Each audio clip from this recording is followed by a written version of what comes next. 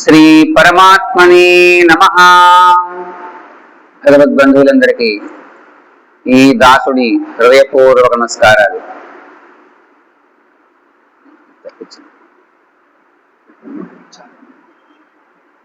శ్రీమద్ వాల్మీకి రామాయణంలో సుందరకాండలో మనం ఇవాళ 7వ సర్గలోకి ప్రవేశించాం. ఆంజనేయ స్వామి వారు నిన్న అనేక రకాలైనటువంటి గృహాలని, అలాగే రావణాసురుడి దగ్గర ఉండేటువంటి మహామంత్రులు, సేనానాయకులు, వివిధ యోధపతులు, వీళ్ళందరి యొక్క గృహాలని కూడా చూశారు.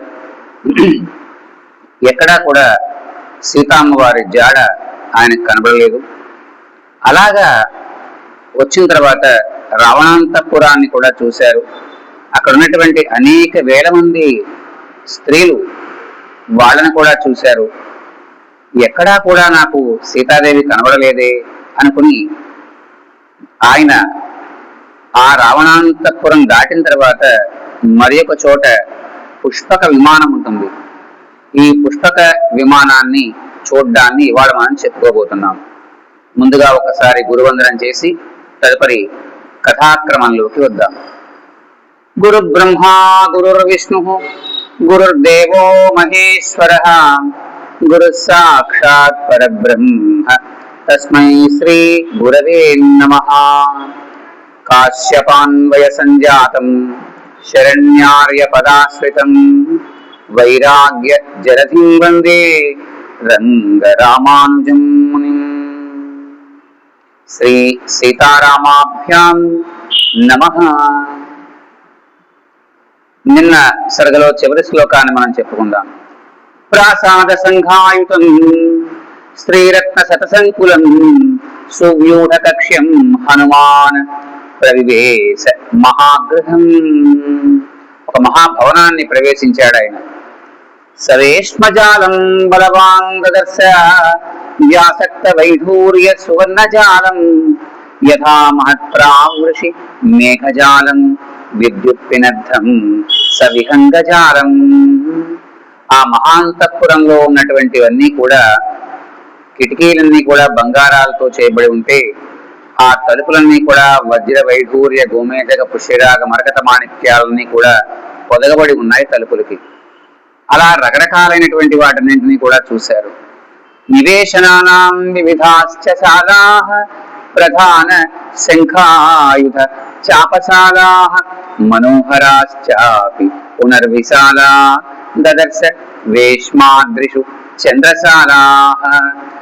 ఇంకా చాలా అద్భుతమైనటువంటి గృహాలవన్నీ కూడా, అలాగే ప్రతిదీ కూడా పర్వతాకారంలో ఉన్నట్లుగా ఉన్నాయట. ఆ భవనంలో ఉన్నటువంటి గదులన్నీ కూడా ఒక్కొక్క దానికి ఒక్కొక్క గది కేటాయించబడింది. ఒక గదిలో అనేక రకాల శంఖాలు ఉన్నాయి, ఇంకొక గదిలో అనేక రకాల చాపాలు ఉన్నాయి, ఇంకొక గదిలో అనేక రకాల తూణీరాలు ఉన్నాయి. ఇలాంటి వాటన్నింటినీ కూడా చూశారు ఆయన.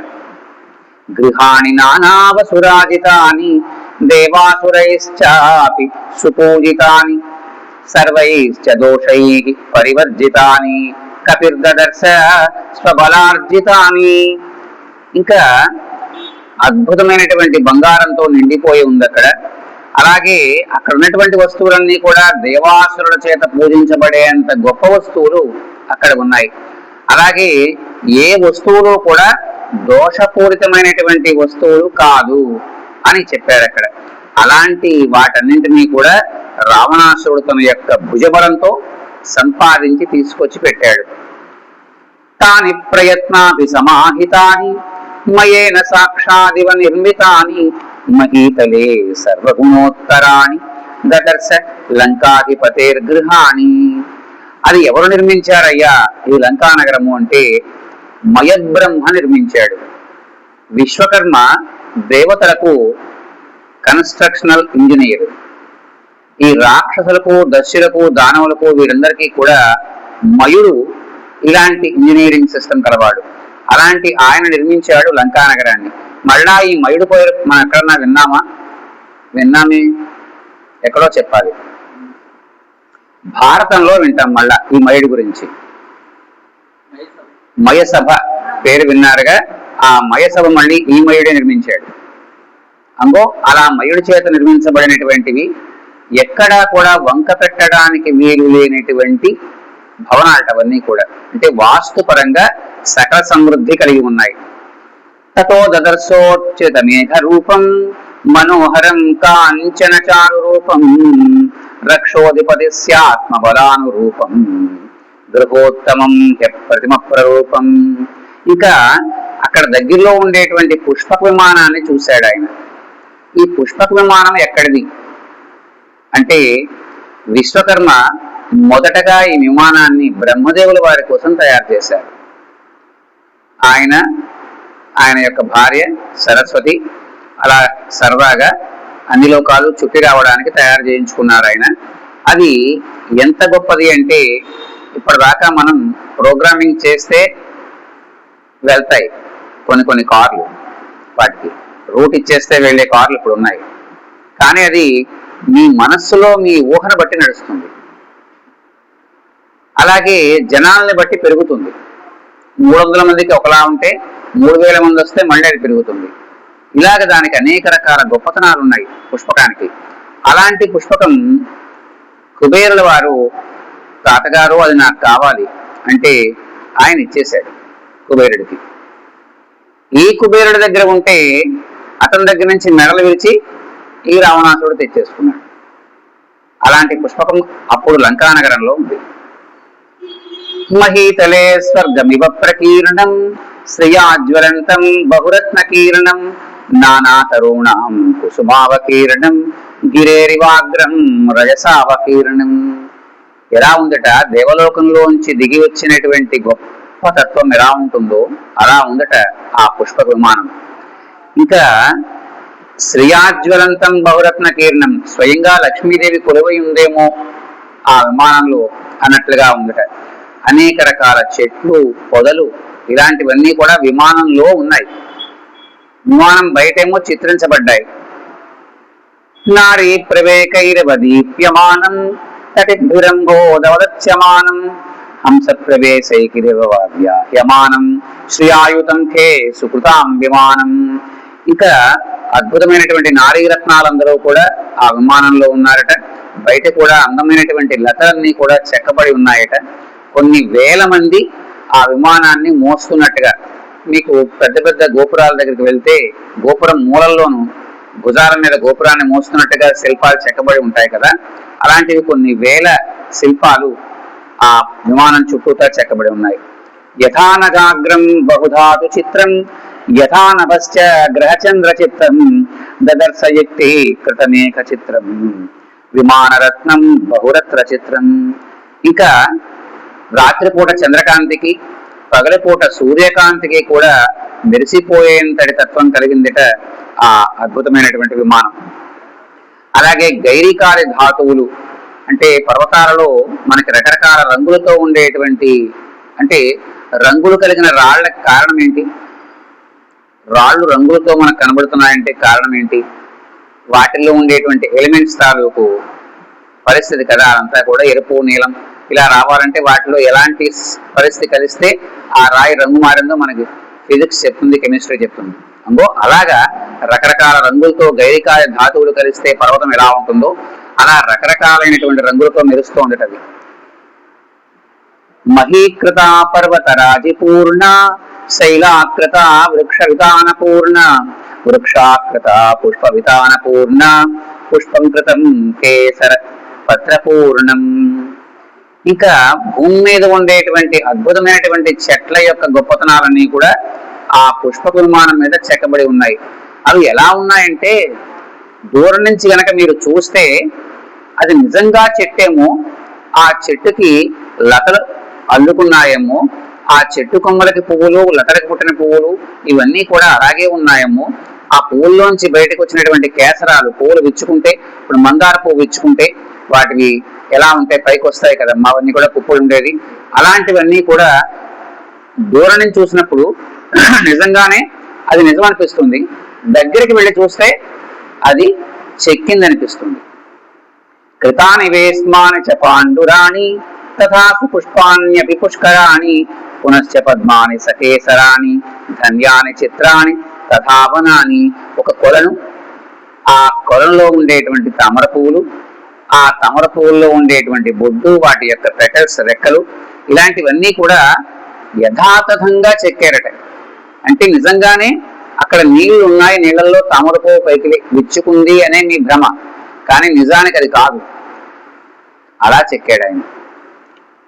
పుష్పాహ్వయం నామ విరాజమానం రత్న ప్రభాభిశ్చ వివర్ధమానం వేష్మోత్తమానామపి చోచ్యమానం మహాకపిస్తత్ర మహావిమానం. ఆ విమానానికి పుష్పకము అని పేరు. ఇంతకీ ఈ పుష్పకం ఎక్కడ ఉంది, ఎలా ఉంది అన్న కుతూహలం మనకుంటుంది. అసలు ఎంత ఉండొచ్చు ఆ పుష్పకం? మామూలుగా మనకున్న దాంట్లో ఇప్పుడు అతిపెద్ద విమానం ఏంటండి? అది కాదు, రష్యా వాళ్ళ విమానం యాంటనోవ్ అనే విమానం ఉంది. అది భూమండలం మీదే అతిపెద్ద విమానం. మామూలు విమానాలు 6-7 కలిస్తే ఎంత ఉంటుందో జెట్ ప్లేన్స్, అంత పెద్ద విమానం. అలాంటి విమానం ఓ గుమ్మడికాయ ముందు ఆవగింజ పెడితే ఎలా ఉంటుందో ఈ పుష్పకం ముందు ఈ విమానం రా ఉంటుంది. మనకి తెలిసిన విమానం, అంత పెద్ద విమానం అంటది. అలాగే అనేక రకాల రత్నాలు పొదగబడి ఉన్నాయట. ఇంకా భవనాలు కూడా, పెద్ద పెద్ద భవనాలు కూడా దాని ముందు సరిపోవటవి. అలాంటి మహావిమానాన్ని ఈ మహానుభావుడు చూశాడు. కృతాశ్చ వైఢూర్యమయా విహంగా రూప్య ప్రవాళైశ్చ తథా విహంగా చిత్రాశ్చ నానా వసుభుజంగా జాత్యారూపాస్తురగా శుభాంగా. రకరకాలైనటువంటి రెక్కలతో ఉన్నటువంటి పక్షులు చెక్కబడ్డాయి. అలాగే వైఢూర్యాలతో చెక్కబడినటువంటి పక్షులు ఉన్నాయి. అలాగే నానా రకాలైనటువంటి బంగారపు వాటితో చెక్కబడినటువంటి పన్నగాలు ఉన్నాయి. అలాగే అనేక రకాల రంగుల్లో ఉన్నటువంటి గుర్రాలు చెక్కబడి ఉన్నాయి అక్కడ. ప్రవాళజాంబూనద పుష్పపక్షా సలీలమావర్జిత జిహ్మపక్షా కామస్య సాక్షాదివ భాంతి పక్షా కృతావిహంగా సుముఖా సుపక్షా. అలాగే బంగారు పుష్పాలన్నీ కూడా చెక్కబడి ఉన్నాయి అక్కడ. అలాగే లక్ష్మీదేవి స్వయంగానే అక్కడ ఉందా అని అనిపించేట్లుగా ఉంది. యుజ్యమానాస్తు గజాసుహస్తా సకేసరాశ్చోత్పల పద్మహస్తా బభూవ దేవి చక్రతాసుహస్తా లక్ష్మీస్తథా పద్మిని పద్మహస్తా. అమ్మవారు పద్మంలో కూర్చుంది, 2 పద్మాలని పట్టుకుని లక్ష్మీదేవిని చూసాం మనం. ఇలా వరదాభయస్తాలతో ఉంటారు. అలాంటి లక్ష్మీదేవి ఉంది. ఇటు అటు కూడా ఏనుగులు 2 కూడా తొండాలతోటి 2 తామర పువ్వులు పైకెత్తినటువంటి ఫోటోలు మనం చూసాం. అది యథాతథంగా అక్కడ చెక్కారు. ఇతీవ తదృశ్యం అభిగమ్య శోభనం సవిస్మయో నగమివ చారు శోభనం పునశ్చ తత్పరమ సుగంధి సుందరం హిమాత్యయే నగమివ చారు కందరం. అలాంటి ఆ విమానంలోకి ఆయన ప్రవేశించడానికి సిద్ధపడ్డాడు. ఇదంతా మనకి విమానం బయట తాలూకు విషయాలను మనకి పరిచయం చేశారు. ఇప్పుడు విమానం లోపలికి వెళ్తే ఎలా ఉంటుంది? తతస్సతాం కవిపత్య పూజితాం చరణ్ పురీం దశముఖపాహుపాలితాం అదృశ్యతాం జనక సుతాం సుపూజితాం సుదుఃఖితః పతిగుణ వేగ నిర్జితాం. ఇంత ప్రయత్నం చేస్తున్నా తనకి ఇప్పటి వరకు కూడా ఆ జానకీదేవి ఎక్కడా కనబడలేదు అన్నటువంటి దుఃఖం ఆయనలో పెళ్ళుకి వచ్చింది. తతస్తదా బహుళ భావితాత్మన కృతాత్మను జనక సుతాం సువర్త్మనః అపశ్యతో భవదతి దుఃఖితం మనః సుచక్షుషః ప్రవిచరతో మహాత్మనః. ధర్మ మార్గానువర్తి అయినటువంటి ప్రజ్ఞాశాలి, మంచి ధైర్యవంతుడు, సూక్ష్మ బుద్ధి కలవాడు అయినటువంటి ఆ హనుమంతుల వారు అక్కడ అన్ని చోట్ల తిరిగాడు. ఆ విమానం చుట్టూతా ప్రచారాలు చేసుకుంటూ వచ్చారు. ఎక్కడా ఆవిడ కనబడలేదు. ఇంకా ఏం చెయ్యాలి అని భావించారట. ఇత్యార్షే శ్రీమద్ రామాయణే వాల్మీకి ఆదికావ్యే సుందరకాండే 7వ సర్గః 8వ సర్గ. సతస్య మధ్యే భవనం సంస్థితం మహద్విమానం మణివజ్రచిత్రితం ప్రతప్తజాంబూనర్జాలకృత్రివం దదర్శవీరః పవనాత్మజః కపిః. అలాంటి ఆ విమానాన్ని మరల మనకి విమానంతాలు గొప్పతనాలు చెప్తున్నారు ఇక్కడ. ఇదంతా రావణాసురుడి యొక్క భవనం మధ్యలో ఉంది ఆ విమానం.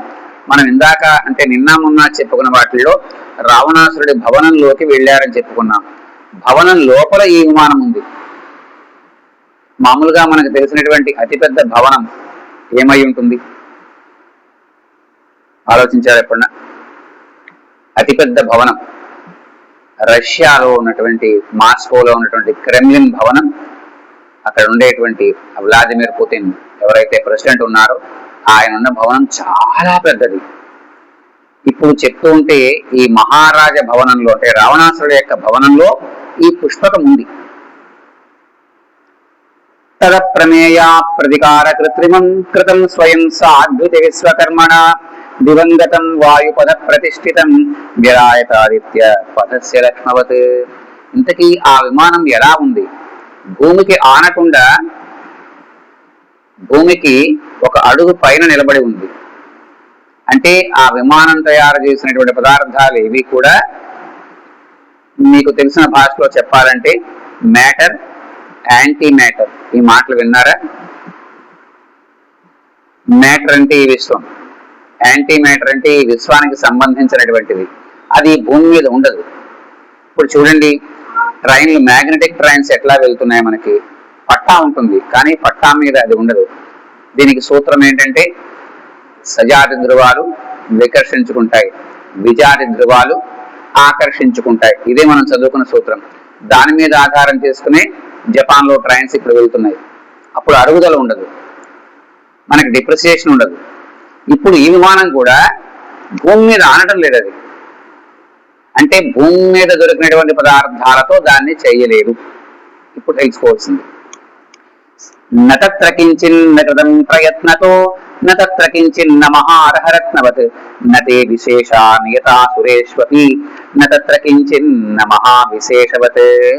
ప్రత్యేకించి ప్రయత్నంతో చేసిందంటూ ఆ విమానంలో ఏది లేదట. మనస్సంకల్పం. ఇప్పుడు ఆర్టిఫిషియల్ ఇంటెలిజెన్స్ తో మనం ఎన్ని రకాలుగా చేస్తున్నాం, కొత్త కొత్తవన్నీ నిజం అనిపించేట్టుగా మనకి రావడం లేదు. అలాగా అవన్నీ ప్రయత్నం చేసి కాకుండా మనస్సుతో వాళ్ళు క్రియేట్ చేసేట ఆయన విశ్వకర్మ. ఇంకా మహారత్నాలు ఎంతటి గొప్పతనం కలిగి ఉంటాయో అలా ఆ విమానంలో ప్రతి వస్తువు కూడా అంతటి గొప్పతనం కలిగి ఉంది. అలాగే నతే విశేష నియతా సురేష్వపి. ఇంకా ఈ విమానంలో కనబడే గొప్పతనాలన్నీ కూడా అమరావతిలో ఉండేటువంటి దేవతా భవనాల్లో కనబడవు, అంత గొప్పగా ఉంది. అలాగే మహావిశేషం కానిదంటూ ఏది లేదట. అక్కడ ప్రతి చిన్న విషయము కూడా చాలా గొప్పగా అనిపిస్తుంది. తపస్సమాధాన పరాక్రమార్జితం మనస్సమాధాన విచారచారిణం అనేక సంస్థాన విశేష నిర్మితం తతస్తతుల్య విశేష దర్శనం. ఆ విమానాన్ని మహా తపశ్చర్య చేత నిర్మించాడు విశ్వకర్మ. ఒక గొప్ప తపస్సు చేస్తే తప్ప, ఇక్కడ తపస్సు అన్న మాటకు అర్థం ముక్కు మూసుకుని ఏ అడవుల్లోనూ కూర్చోవడం కాదు. తపస్సు అంటే మీరు చేసేటువంటి పనిలో 100కి 1000% మనసు పెట్టి చేయడం కదండి. అలా చేస్తేనే కదా ఆ చేసిన పని బాగుంటుంది. అలాగా తపశ్చర్యతో నిర్మించబడినటువంటి విమానంటది. అలాగే మనస్సమాధాన విచారచారణం. నీ మనస్సులో నువ్వు ఏమనుకుంటే అది ఎక్కిన తర్వాత ఆ ప్రదేశానికి వెళ్ళు, ఇక్కడ నుంచి రాజమండ్రి వెళ్ళు అని నువ్వు మనస్సులో కమాండ్ చేయక్కర్లేదు. దానికి మనస్సులో అనుకుంటే వెళ్ళిపోతున్నది. అలా దాని తాలూకు ప్రోగ్రామింగ్ చేయబడింది ఆ విమానానికి. తర్వాత అనేక సంస్థాన విశేష నిర్మితం, అనేక అంతస్తులు కలిగినటువంటి విమానం అంటది. అలాంటి దాన్ని చూడడమే గొప్ప అనుకున్నారు. మనస్సమాధాయతు శీఘ్రగామినం దురావరం మారుతతుల్యగామినం మహాత్మనాం పుణ్యకృతాం మహర్ధినాం యశస్వినాం ఉగ్ర ముదామివాలయం. అది ఇంకా ఎలాంటిదయ్యా అంటే ఇందాక చెప్పినట్లుగానే మనోవేగంతో వెళ్తుంది. వాయువేగం కూడా దాని ముందు వెనకడుగు వేస్తుంది. వాయువు వెళ్లే వేగం కూడా ఆ విమానానికి వెనకాలే ఉంటుంది. అలాగా మహాత్ములైన వాళ్ళ యొక్క పుణ్యం అంతా కూడా దానిలో ఉంటుంది. విశేషమారం విశేష సంస్థితం విచిత్రకూటం బహుకూట మండితం మనోభిరాం శరదిందు నిర్మలం విచిత్రకూటం శిఖరం గిరేర్యథా. అనేక రకాల గొప్పతనాలు కలిగినటువంటి ఆ విమానం శరదిందు నిర్మలం. శరత్కాలంలో ఉండేటువంటి చంద్రుడు ఎలా ఉంటాడో మనకి మిగతా కాలంలో పున్నమికిను ఆశ్వేజ మాసంలో పున్నమికి తేడా ఉంటుంది. మీరు పరీక్ష చేసి చూసుకుంటే ఆశ్వేజ మాసంలో పున్నమి చాలా వెలుగ్గా ఉంటుంది. ఎందుకంటే ఆకాశంలో అంతా నిర్మలంగా ఉంటుంది, మబ్బులు ఉండవు. మబ్బులు లేనటువంటి సమయం ఆశ్వేజ మాసం. కాబట్టి చంద్రుడు కూడా కాంతివంతంగా ఉంటాడు. అంగో అలా కాంతివంతంగా ఉండేటిది. అలాగే మనస్సుకి ఆనందాన్ని ఆహ్లాదాన్ని కలిగించేటువంటి విమానంటది. వహంతియం కుండల శోభితాననాః మహాసనా వ్యోమ నిశాచరాః వివృత్త విధ్వస్త విశాలలోచనాః మహాజవా భూతగణ సహస్రశః. ఇంకా ఇందాక చెప్పినట్లుగా అనేక మంది వేల కొలది ఆ విమాన వాహకులు చిత్రించబడి ఉన్నారు విమానానికి చుట్టూత, వాళ్ళు మోసుకున్నట్లుగా. వసంత పుష్పోత్కర చారు దర్శనం వసంతమాసాదతి కాంత దర్శనం సపుష్పకం తత్ర విమానముత్తమం దదర్శ తద్వానర వీర సత్తమః. అది వసంత ఋతువులో ఉన్నటువంటి పుష్పాల రాశి పోస్తే ఎలా ఉంటుందో అలా ఉందట. అలాగే చూడముచ్చటగా వసంత మాసంలో ఒక అందమైన స్త్రీని చూస్తే ఎలా ఉంటుందో అలా ఉందట. అలాంటి విమానాలలోకే గొప్పదైనటువంటి ఆ విమానాన్ని ఆ వానర వీరుడైనటువంటి ఆంజనేయ స్వామి వారు దర్శించారు. మంగళం కోసలేంద్రాయ మహనీయాయ గుణాత్మని చక్రవర్తి తనూజాయ సార్వభౌమాయ మంగళం. హరి ఓం తత్సత్.